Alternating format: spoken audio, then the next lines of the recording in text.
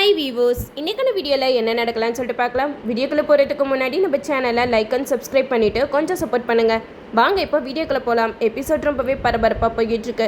ஹாஸ்பிட்டலில் போயிட்டு எல்லாரும் ரோகிணியை பார்க்குறாங்க. அப்போது ரோகிணி சாமுண்டீஸ்வரிக்கிட்ட சொல்லி அழுகிறாங்க. அம்மா, எனக்கு உங்களை தவிர வேறு எதுவுமே தேவையில்லைம்மா, நீங்கள் எங்களுக்கு இருந்தாலே போதும் அப்படிங்கிற மாதிரி சொல்ல அதுக்கு கார்த்தி சொல்கிறாங்க, அதுக்காக நீங்கள் இப்படி ஒரு முடிவு எடுக்கலாமா? நாங்கள் இன்னும் கொஞ்சம் நேரம் லேட்டாக வந்திருந்தா எங்கள் கதையே வேறு மாதிரியாக இருக்கும் அப்படிங்கிற மாதிரி கார்த்தி சொல்லிக்கிட்டு இருக்காங்க. இந்த சைடு மயில்வாகனம் வந்து ரோகிணி கிட்ட சொல்கிறாங்க, ரோகிணி, நீ நினைக்கிற மாதிரிலாம் இல்லை. அத்தையோட உயிருக்கு நம்ம குழந்தைனால எந்த ஒரு ஆபத்துமே இல்லை.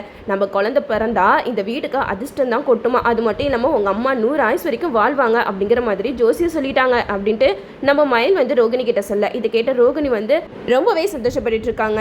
எப்படிங்க இந்த உண்மையை கண்டுபிடிச்சிங்க அப்படிங்கிற மாதிரி கேட்க அதுக்கு நம்ம மயில்வாகனம் சொல்கிறாங்க, கார்த்தி மட்டும் இல்லைனா இன்னொரு நம்ம குழந்தை உயிரோடவே இருந்திருக்காது அப்படிங்கிற மாதிரி சொல்ல இதை கேட்ட ரோகிணி வந்து கார்த்திக்கு ரொம்பவே நன்றி சொல்கிறாங்க. எங்கள் குடும்பத்தில் எவ்வளோ பிரச்சனை வந்தாலும் அதை நீங்கள் தான் சமாளிக்கிறீங்க. இப்போ நீங்கள் மட்டும் இந்த மாதிரி உண்மையை கண்டுபிடிக்காமல் போயிருந்தீங்கன்னா அப்புறம் நான் வேறு மாதிரி தான் முடிவு எடுத்துருக்க வேண்டியதாக இருந்திருக்கும் அப்படிங்கிற மாதிரி நம்ம ரோகிணி கார்த்திகிட்ட கை எடுத்து கும்பிட்டு நன்றி சொல்கிறாங்க. இதை கேட்ட கார்த்திக் வந்து சொல்கிறாங்க, இங்கே பாருங்கள், நன்றி சொல்லி என்னையே பிரிக்கிற மாதிரிலாம் பார்க்காதீங்க. நானும் இந்த குடும்பத்தில் ஒருத்தன் தான் அப்படிங்கிற மாதிரி சொல்லும்போது நம்ம சாமுண்டீஸ்வரி எதுவுமே சொல்லலை. அப்போது சந்திரா இதெல்லாம் நோட் பண்ணிக்கிட்டே இருக்காங்க. என்னது இது, இவன் என்னன்னா இந்த குடும்பத்தில் ஒருத்தன் அப்படி இப்படின்னு பேசிக்கிட்டு இருக்கான். இதை கேட்ட சாமுண்டீஸ்வரி எதுவுமே பேசாமல் அமைதியாக நிற்கிறாளே, ஒருவேளை அக்காவோட மனசு இவன் பண்ணுற செயல்களால் மாறிக்கிட்டே இருக்குதா அப்படிங்கிற மாதிரி சந்திரா நினைக்க இந்த சைடு நம்ம கார்த்தி வந்து சந்திரா கிட்ட பேசுகிறாங்க, இங்கே பாருங்கள், இது எல்லாத்துக்குமே காரணம் நீங்கள் தான், எங்களுக்கு நல்லாவே தெரியும். இதுக்கப்புறம் நீங்கள் இந்த மாதிரிலாம் பண்ணீங்கன்னு வச்சுக்கோங்களேன், அசிங்கம் உங்களுக்கு தான் அப்படிங்கிற மாதிரி சொல்ல இதை கேட்ட சந்திரா சொல்கிறாங்க, இங்கே பாரு, நானெல்லாம் அப்படி பண்ணலை அப்படிங்கிற மாதிரி சொல்ல இதை கேட்ட ரேவதி சொல்கிறாங்க, சித்தி நடிக்காதீங்க, கண்டிப்பாக சிவனாண்டி நீங்கள் தூண்டி விட்டு தான் இந்த மாதிரியெல்லாம் பண்ணியிருப்பாரு. நீங்கள் பண்ணுறதுலேயும் ஒரு நல்ல விஷயம் நடந்துட்டு தான் இருக்குது. நீங்கள் என்னமோ எங்களை பழி வாங்கணும்னு சொல்லிட்டு பண்ணுற செயல்கள் எல்லாமே எங்கள் அம்மாவுக்கு கார்த்தி மேலே நல்ல அபிப்பிராயத்தை தான் உண்டாக்குது அப்படிங்கிற மாதிரி ரேவதி சொல்ல இதை கேட்ட கார்த்தி சொல்கிறாங்க, ஆமாம் ரேவதி, நீ சொல்கிறது கரெக்டு தான். இன்னும் அடுத்து இவங்க என்ன திட்டம் வச்சுருக்க போகிறாங்கன்னு தெரியல. சரி அதையும் கொஞ்சம் சீக்கிரமாக பண்ணுங்கள். இதுக்கப்புறம் கண்டிப்பாக அத்தையோட மனசு முழுசாக மாறும் நான் நம்புகிறேன் அப்படிங்கிற மாதிரி கார்த்தி வந்து சந்திராவை கிண்டல் பண்ணிட்டு போகிறாங்க. இந்த சைடு எல்லாருமே வீட்டுக்கு போயிடுறாங்க.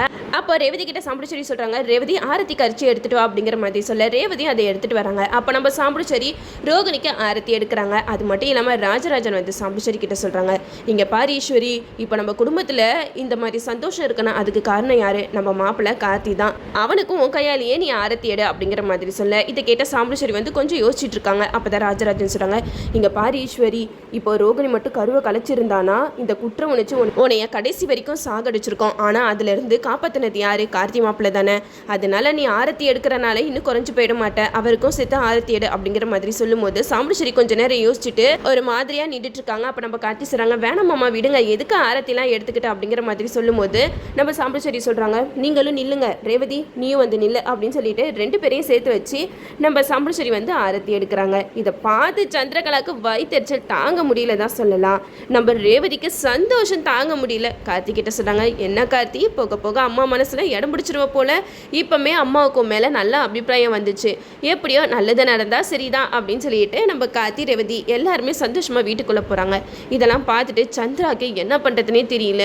என்னது இது, இந்த குடும்பத்தை கெடுக்கிறதுக்காக நம்ம போடுற பிளான் எல்லாமே உங்களுக்கு நல்லதாவே அமையுது அப்படின்னு சொல்லிட்டு யோசிச்சுட்டு இருக்கும்போது சாமுண்டீஸ்வரி சந்திராவை கூப்பிட்டு இந்த ஆரத்தி அங்கே வெளியில கொட்டிட்டு வா அப்படிங்கிற மாதிரி கொடுக்குறாங்க. இதை வாங்கின சந்திராவுக்கு கோவம் தாங்க முடியல. கடைசியில் என்னைய வேலைக்காரியாக தான் இங்கே எல்லாருமே ட்ரீட் பண்ணிக்கிட்டு இருக்கீங்க அப்படிங்கிற மாதிரி சந்திரா மனசில் நினைக்க இந்த சைடு நம்ம சாமுண்டீஸ்வரி ரேவதி கார்த்தி ரோகிணி எல்லாத்தையுமே உள்ளே கூட்டிகிட்டு போகிறாங்க. அப்போது நம்ம ராஜராஜன் வந்து சொல்கிறாங்க, ஈஸ்வரி, நம்ம குடும்பம் எவ்வளோ பெரிய பிரச்சனையிலேருந்து வெளியில் வந்திருக்கு, இது எல்லாத்துக்குமே நம்ம ஏதாவது செய்யணும் அப்படிங்கிற மாதிரி சொல்ல இது கேட்ட சாமுண்டீஸ்வரி சொல்கிறாங்க, ரோகிணிக்கு வளகாப்பு வருதில்ல, அதை நல்லா கிராண்டாக பண்ணுவோம் அப்படிங்கிற மாதிரி பேசிக்கிட்டு இருக்காங்க. இதை கேட்ட சந்திராவுக்கு என்ன பண்ணுறதுனே தெரியல. அவங்களுக்கு அப்படியே மண்டை வெடிச்சிரும் போல் அந்த அளவுக்கு டென்ஷனாக இருக்காங்க. இந்த சைடு நம்ம ரேவதி சந்தோஷம் தாங்க முடியாமல் பரமேஸ்வரி பாட்டிக்கு கால் பண்ணி சொல்கிறாங்க, பாட்டி, உங்ககிட்ட நாங்கள் ஒரு விஷயம் சொல்லணும், ரொம்ப நாள் கழிச்சு நம்ம வீட்டில் ஒரு நல்ல விஷயம் நடந்திருக்கு அப்படிங்கிற மாதிரி சொல்ல இதை கேட்ட பரமேஸ்வரி கேட்குறாங்க, அப்படி என்னமா நடந்துச்சு அப்படிங்கிற மாதிரி கேட்க அப்போ ரேவதி இங்கே நடந்த விஷயம் எல்லாத்தையுமே சொல்கிறாங்க. இந்த மாதிரி அக்கா கருவை கலக்கி போயிட்டா, அம்மாவோட உயிருக்கு ஆபத்துன்னு சொல்லிட்டு, ஆனால் கடைசி நேரத்தில் கார்த்தி எப்படியோ அதெல்லாம் ஒன்றும் இல்லை, அந்த ஜோசியர் பொய் சொல்லியிருக்காரு அப்படின்ட்டு எல்லாத்தையுமே கண்டுபிடிச்சனால நம்ம ரோகிணியை போய் காப்பாற்றியாச்சு. இப்போ அந்த குழந்தையும் தப்பிச்சிச்சு. அம்மா வந்து மனப்பூர்வமாக ரோகிணி அக்காவோட கர்ப்பத்தை ஏற்றுக்கிட்டாங்க அப்படின்னு சொல்லிட்டு ரேவதி பரமேஸ்வரி பாட்டிக்கிட்ட சொல்ல, இதை கேட்ட பாட்டி சந்தோஷத்தில் துள்ளி குடிக்கிறாங்க தான் சொல்லலாம். என்ன ரேவதி சொல்கிற, உன் அம்மா மனசு இவ்வளோ சீக்கிரம் மாறும் நான் கொஞ்சம் கூட எதிர்பார்க்கவே இல்லை அப்படிங்கிற மாதிரி சொல்ல, இதை கேட்ட ரேவதி சொல்கிறாங்க, கூடிய சீக்கிரமாகவே அம்மா முழுசாக மாறிடுவாங்க பாட்டி, நீங்கள் எதுக்குமே கவலைப்படாதீங்க, நம்ம 2 குடும்பமும் ஒன்று சேர்ந்துடும் அப்படிங்கிற மாதிரி ரேவதி வந்து பாட்டிக்கிட்ட சொல்லி ரொம்ப சந்தோஷப்பட்டு இருக்காங்க. இந்த சைடு நம்ம ராஜராஜன் வந்து சாம்பிச்சரி கிட்ட சொல்கிறாங்க, ஈஸ்வரி உன்கிட்ட நான் ஒரு விஷயம் சொல்கிறேன், தப்பாக எடுத்துக்காத. ரோகிணி இப்போ மாசமாக இருக்கா, சரி ரேவதிக்கும் கல்யாணம் ஆகிடுச்சுல, அவங்களுக்கும் முறையானதை நம்ம செஞ்சால் தானே அவங்க 2 பேர் வாழ்க்கையும் நல்லா இருக்கும் அப்படிங்கிற மாதிரி ராஜராஜன் சொல்ல, இதை கேட்ட சாம்பிச்சரி வந்து அப்படியே அமைதியாக இருக்காங்க. நீ கொஞ்சமாவது மாப்பிள்ளையை பற்றி யோசிச்சுப்பாரு, அவர் இந்த வீட்டில் வந்ததுலேருந்து நம்மளுக்கு எல்லாமே நல்லதாக தான் செஞ்சுக்கிட்டு இருக்காரு.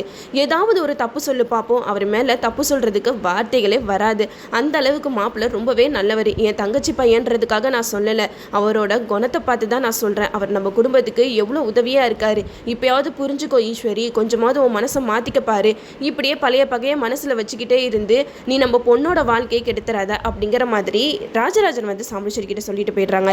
இதை கேட்ட சந்திரா வந்து சாம்பிச்சரி கிட்ட சொல்கிறாங்க, அக்கா இங்கே இருக்கிற எல்லாருமே உன் மனசை மாற்றுறதுக்காக பார்க்குறாங்க, நீ எதுக்குமே தயங்காத. உன் மனசில் இருக்கிற பகை என்றைக்குமே மாற போகிறது கிடையாது. நம்ம அம்மா சாவுக்கு காரணமான அந்த குடும்பத்தை நீ எப்படி ஏற்றுக்க முடியும் அப்படிங்கிற மாதிரி சாம்பிச்சரியை சந்திரா வந்து செம்மையாக குழப்பி விட்டுட்டு இருக்காங்க. இந்த சைடு நம்ம பரமேஸ்வரி பாட்டி வந்து சந்தோஷத்தில் ஊர் மக்கள் எல்லாத்துக்குமே சாப்பாடு போடணும் அப்படி இப்படின்னு சொல்லிட்டு பேசிக்கிட்டு இருக்காங்க. என் குடும்பத்தில் நல்லது நடந்திருக்கு, அது மட்டும் இல்லாமல் என் மருமக மனசு கொஞ்சம் கொஞ்சமாக மாறிட்டு இருக்கு அப்படின்னு சொல்லிட்டு ஊரில் இருக்கிறவங்க எல்லாருக்கிட்டையுமே சொல்லிக்கிட்டு இருக்காங்க. இதை கேள்விப்பட்ட விருமன் செம்ம கோவப்படுறாரு. அப்போ முத்துவேலுக்கு கால் பண்ணி பேசுகிறாங்க, என்ன நடக்குதுடா இங்கே, நீங்கள் என்னன்னா இந்த சாமுண்டீஸ்வரி குடும்பத்தையும் இந்த கிழவி குடும்பத்தையும் ஒன்று சேர்த்து வச்சுருவீங்க போலையே அப்படிங்கிற மாதிரி சொல்ல, இதை கேட்ட முத்துவேல் சொல்கிறாங்க, என்னையா சொல்கிறேன் அப்படிங்கிற மாதிரி கேட்க, அப்போது பரமேஸ்வரி பாட்டி சொன்ன எல்லாத்தையுமே சொல்கிறாங்க. அங்கே என்ன நடக்குது தெரியுமா, சாமுண்டீஸ்வரியோட மனசு கொஞ்சம் கொஞ்சமாக மாறிக்கிட்டு இருக்கு, இப்படியே போச்சுன்னா அப்புறம் 2 குடும்பமும் ஒன்று சேர்ந்துடும் அப்படிங்கிற மாதிரி சொல்ல, இதை கேட்ட முத்துவேல் வந்து சிவனாடி கிட்ட சொல்கிறாங்க, என்னப்பா சிவனாடி போகிற போக்க பார்த்தா அந்த சாமுண்டீஸ்வரி கிழவி குடும்பத்தோட சேர்ந்துருவா போல அப்படிங்கிற மாதிரி சொல்ல, அதுக்கு சிவனாடி சொல்கிறாங்க, அதுக்கெல்லாம் வாய்ப்பே இல்லை, அதுக்கு நம்மளாம் விடவே கூடாது அப்படிங்கிற மாதிரி சொல்லிக்கிட்டு இருக்கும்போது தான் சந்திரா வராங்க. சந்திரா நடந்த விஷயம் எல்லாத்தையுமே சிவனாடி கிட்ட சொல்லிக்கிட்டு இருக்காங்க. என்னங்க நம்ம போடுற பிளான் எல்லாமே அவங்களுக்கு சாதகமாக தான் முடியுது, இப்படியே போச்சுன்னா கடைசியில் அக்கா வந்து அந்த டிரைவர் பையலை மாப்பிள்ளையா ஏற்றுப்பா போலையே அப்படிங்கிற மாதிரி சொல்ல, அதுக்கு சிவனாண்டி சொல்கிறாங்க, நீ எதுக்குமே கவலைப்படாத சந்திரா, கண்டிப்பாக அந்த குடும்பத்தை பிரிக்கிறதுக்கு நாம் இருக்கோம், அதை பற்றி நீ யோசிக்க கூட கூடாது, நீ நினைக்கிற மாதிரிலாம் நடக்காது. ஏதோ இப்போ நல்ல விஷயம் பண்ணிட்டான்னு உங்கள் அக்கா வந்து கொஞ்சம் சாந்தமாக இருக்கா, அதுக்கப்புறம் கண்டிப்பாக அவள் மனசை நீ கொஞ்சம் கொஞ்சமாக இருக்கிற பகையெல்லாம் அதிகப்படுத்திக்கிட்டே இரு, அப்போ தான் உங்கள் அக்கா வந்து மனசு மாறாமல் அப்படியே இருப்பா அப்படிங்கிற மாதிரி சிவனாண்டி வந்து சந்திரா கிட்ட சொல்லிக்கிட்டு இருக்காங்க. இந்த சைடு நம்ம பரமேஸ்வரி பாட்டி வந்து எல்லா மக்களுக்குமே சாப்பாடு பண்ணோம் அப்படி இப்படின்னு சொல்லிட்டு பேசிக்கிட்டு இருக்கும்போது விருமன் வந்து இதையும் சிவனாண்டி கிட்ட சொல்கிறாங்க, இங்கே பாருப்பா அந்த கிழவி சந்தோஷத்தில் ரொம்ப ஆடிக்கிட்டு இருக்கா, நீ அவளோட ஆட்டத்தை அடக்கணும்னா கண்டிப்பாக ஏதாவது பண்ணியே ஆகணும் அப்படின்னு சொல்லிட்டு மறுபடியும் ஏதாவது ஒரு பிளானை போட தான் செய்யுங்க. அது மட்டும் இல்லாமல் இப்போ நம்ம சாமுண்டீஸ்வரிக்கு மனசு கொஞ்சம் கொஞ்சமாக மாறிக்கிட்டே இருக்குது, இப்படியே போச்சுன்னா கண்டிப்பாக நம்ம ரேவதி கார்த்தி உங்கள் 2 பேருக்கும் டைவர்ஸ் எல்லாம் வேணாம், நீ மாப்பிள்ளையாவே எங்கள் வீட்டில் இரு அப்படிங்கிற மாதிரி சாமுண்டீஸ்வரி சொல்கிற நிலைமை ஒரு நாள் வரும். இதெல்லாம் கேட்டுட்டு சந்திரகலா என்ன கதி ஆக போகிறாங்க தெரியல, நம்மளும் வெயிட் பண்ணி பார்ப்போம். ஓகே வீவர்ஸ், இந்த வீடியோ உங்களுக்கு பிடிச்சிருந்தா லைக் பண்ணுங்கள், மறக்காமல் நம்ம சேனலை சப்ஸ்கிரைப் பண்ணிடுங்க.